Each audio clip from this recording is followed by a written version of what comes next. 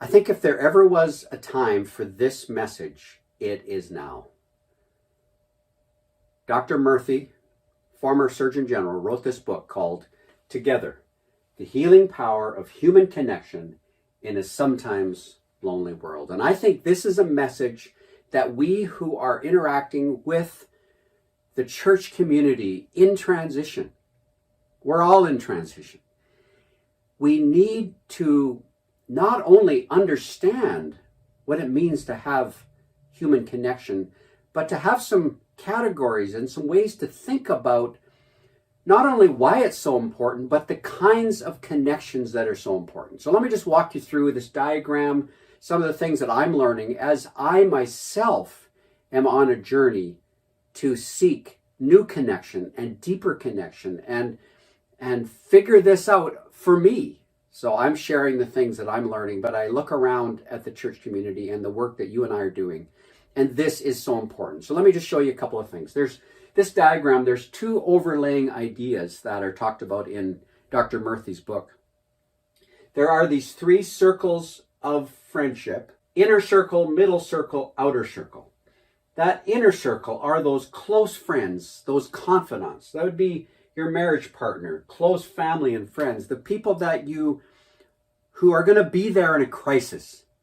Those are that inner circle of friendships. Then there's the middle circle, casual friends, social relationships. Then there's this outer circle, neighbors, colleagues, church community, the weaker ties, the people that you would have weaker ties with. And then Dr. Murthy talks about three dimensions of loneliness.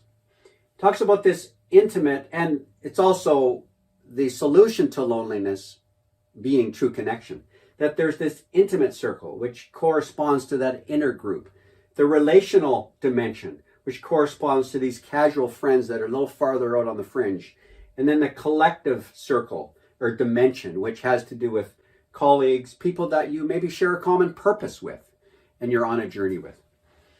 And one of the things that really struck me was the importance, especially of people in this inner circle.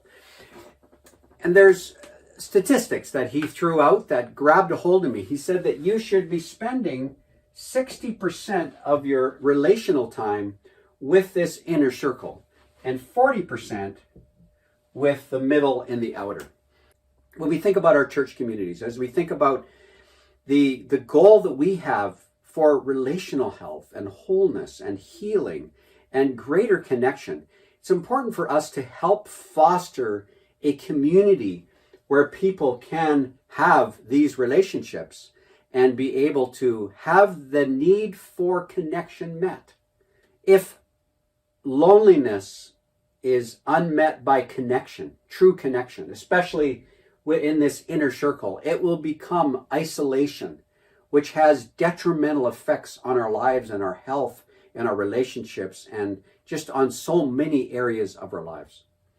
So my challenge to you really is to be able just to maybe pick up this book and read it and be educated on so much good, rich research and work that's been done in this area of loneliness, especially post-pandemic, if we can call it that.